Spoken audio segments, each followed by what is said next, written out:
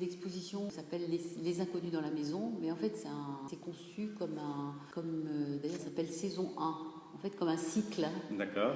Et justement pour faire pénétrer l'art contemporain dans le musée. Et surtout que ma volonté aussi, c'est que cet art contemporain il puisse dialoguer avec ce qu'il y a déjà, aussi bien les collections anciennes que les collections modernes, contemporaines.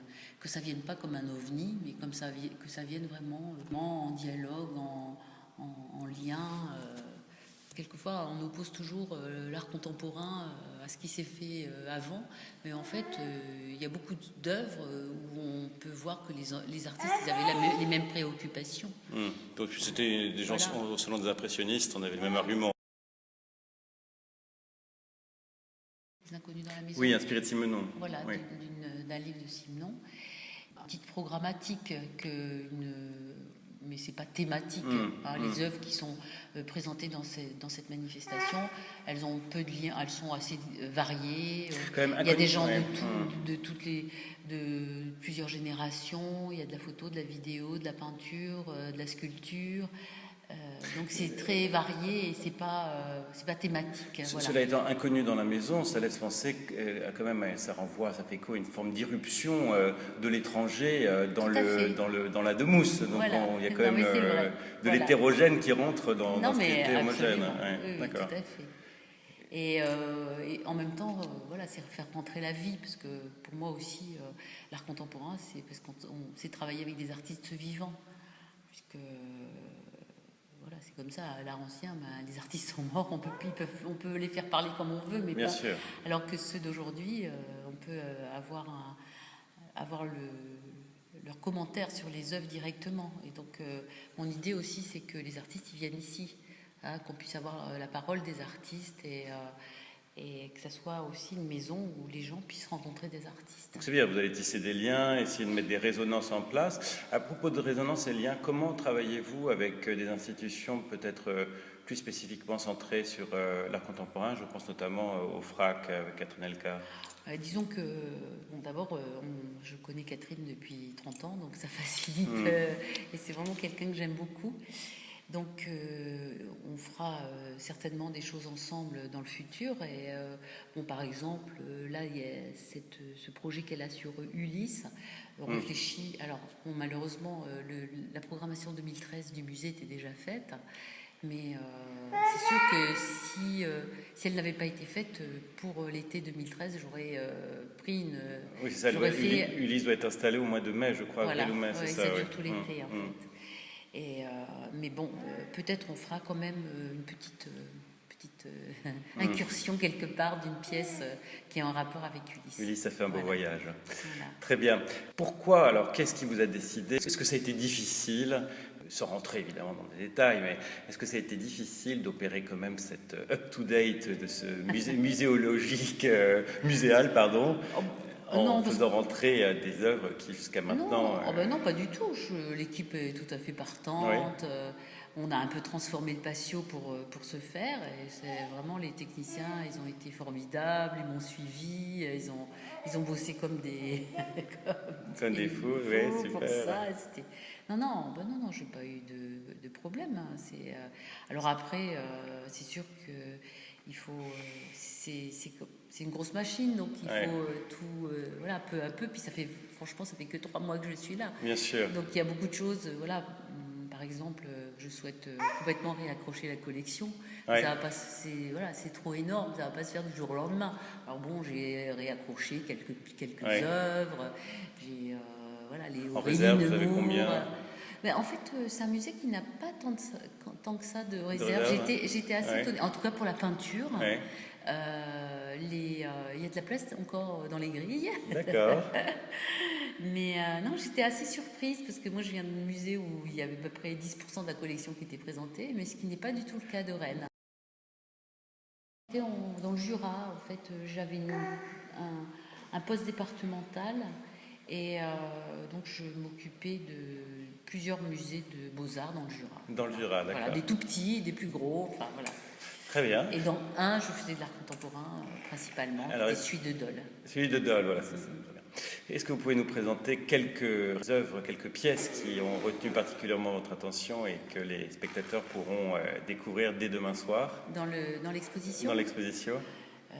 Écoutez, je sais pas, on peut peut-être parler par exemple de celle de Boltanski ou celle de Patrick Neu, qui sont des œuvres qui dialoguent vraiment avec la collection, puisque ce sont des méditations sur la mort, Ouais. comme peut être celle... Mort et mémoire chez Boltanski, voilà, c'est mort toujours... et mémoire. Et donc ça, c'est des œuvres un peu phares en plus. Ouais.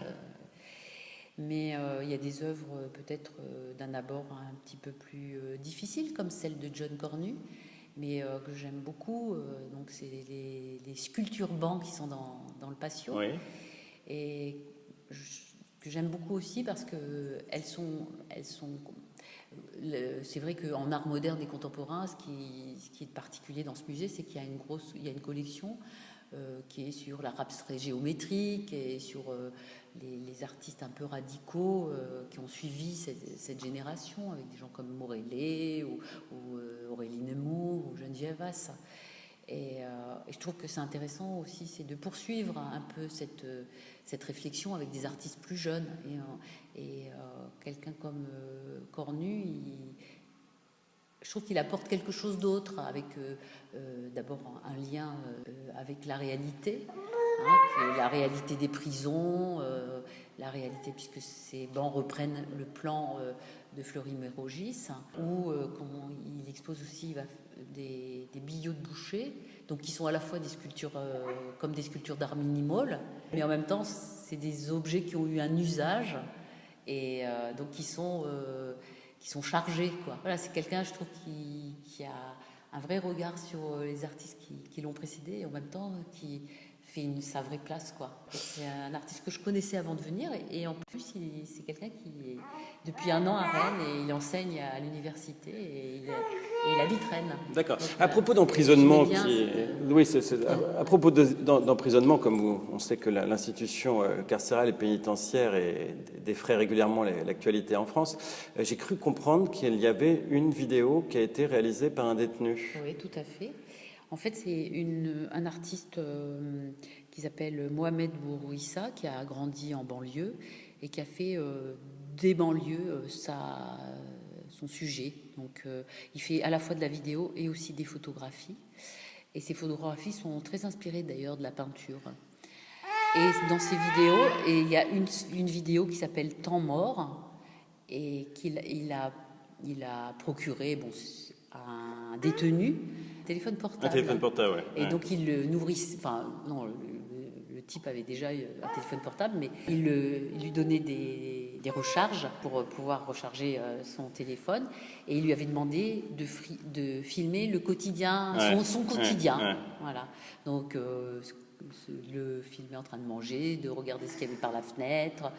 Un jour, il a une sortie, donc il filme ce qu'il voit de la fenêtre, de la fenêtre de la voiture, etc.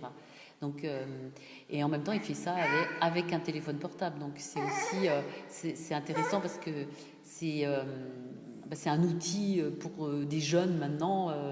Par exemple, des jeunes artistes qui n'ont pas beaucoup de moyens, ils peuvent aussi faire de la vidéo avec un outil aussi dérisoire et mobile en même temps que ça. Et cette vidéo est en même temps, on va dire, caviardée par des textos, parce qu'ils s'envoient mutuellement des textos, et il lui donne ses indications, comment il veut que ça soit filmé, etc., en texto, mais en texto de jeunes, quoi. Ouais, je vois bien. Donc c'est avec une écriture approximative. Voilà. Donc moi j'aime bien aussi parce que c'est quelqu'un qui utilise aussi une vidéo traditionnelle, des caméras vidéo traditionnelles, mais il y a aussi à travers ça une vraie réflexion sur l'outil. Et ça j'aime bien. Ah non, c'est pertinent. Je pense que c'est un beau tribut à tout le travail de Michel Foucault sur les prisons. Tout à fait. D'accord. Bien, écoutez, nous vous remercions beaucoup.